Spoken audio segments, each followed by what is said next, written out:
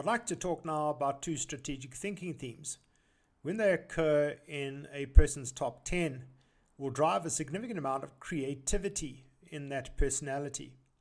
I'm talking about ideation and intellection, but they go about the creative process quite differently. When they team up together and occur together in the same top 10, it can have quite a dramatic impact on the personality of the individual. So let me tease out the difference first, and then we can have a look at what it means for them to, or what it looks like when they occur together. I'm going to start first with ideation, and then I will look at intellection. Ideation's creativity lies in its desire to build connections between disparate data. In other words, they like putting two things together that no one else has thought about. The idea about connecting data or different pieces of data is that you're constantly inventing. Nothing is ever static, nothing is the same. You're taking this and pulling it together, and you're creating something new. And the whole idea behind ideation is the process of creativity in itself. Creativity in this context is the defined of inventing something new, which is where the concept of ideas comes from. Ideas are, you're looking at something and you're saying, what can we create from this that we have not seen before necessarily? So ideation is often associated, when it's in the top 5 certainly, and certainly in the top 10 as well, but dominant in top 5, with the concept of thinking out of the box. This is an individual who is constantly driven to find things that people have not seen before, and they just love this creative process. It runs 24/7. It doesn't switch off. Their minds are constantly building connections and thinking about new things. Obviously, the themes that it pairs up with will determine what they think about and the type of connections that they build. But suffice to say that ideation is never still and is constantly creating, constantly iterating. And by iteration, I mean they have this incredible ability of taking an idea or connection and plowing it back in and creating new connections from that connection.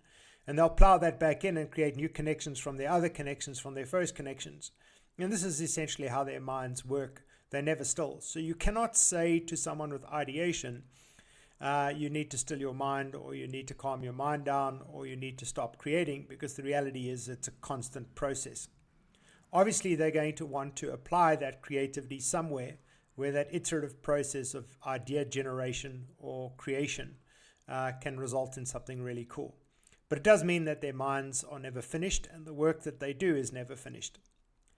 Intellection is, in contrast, a quieter theme. It's more reflective, it's more detailed, it's more thorough. It wants to understand how information relates and how that relatedness of that information creates different meanings from different perspectives. So if you could imagine a library of information, the idea behind intellection is that while you may have 1,000 books in that library, you basically have got millions of words that could be reconfigured to create different meaning or different interpretations. And so they always see a book as a perspective, a single perspective that really focuses on an endpoint from a very particular angle. Really what intellection is wanting to do is, what would that story look like from an alternative angle? In fact, not just one angle, many different angles. And by interrogating a story from many different angles, they start understanding the interrelatedness of information and how they connect, and how that connection generates meaning. Now, obviously, this is not a quick process. This is something that they have to do carefully and ponderously, as they carefully sort of examine this from, or any subject, from multiple angles. And so the concept of deep diving with intellection, this is where it comes from. Intellection deep diving into a subject, really what they're doing is they're looking at the nuances, the many layered ways that pieces of information relate and create different insights and understanding. They really are comfortable in complexity, and they will definitely spend hours and hours and hours just mulling in their minds, looking at things from multiple different angles. Now, obviously, what can happen during this time is that people strong in intellection can be quiet, and that quietness is really their mulling period where they are building connections. Depending on which domains surround that intellection will depend on what they're mulling over. So if there is relationship building, they'll be mulling over the emotions, the relationships, the nature of those relationships and looking at them from multiple angles. As a result, you're going to probably find that somebody dominant in intellection will be what people would refer to as open-minded. And the concept of open-mindedness is the fact that there interestingly enough, are no absolutes. You just look at it. It depends on the perspective that you're looking at. Obviously, if you have intellection and analytical, that becomes an interesting conversation in your head, but that will be for another video. So ideation, as I say, is generative. It's creative. It's creating noise, if you want to call it that. It's creating new stuff. Whereas intellection is creating from understanding a perspective. In other words, their creativity originates from a particular perspective that they wish to tease out and share with the world. When you have ideation and intellection together, you have a very, very busy mind, which is really looking at perspectives, creating new alternatives from that perspectives, interrogating the new alternative from new perspectives, and generating new ideas from those perspectives.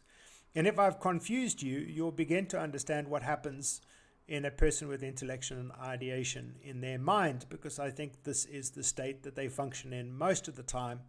Not so much about confusion, but about just this generic, or should I say this iterative process that their minds are processing everything around them all the time.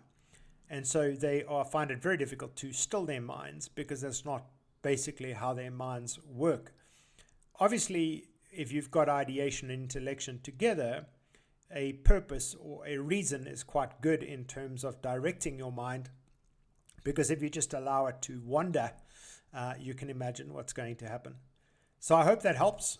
Please pop your questions in. If you're enjoying the content, please tell someone else about this channel.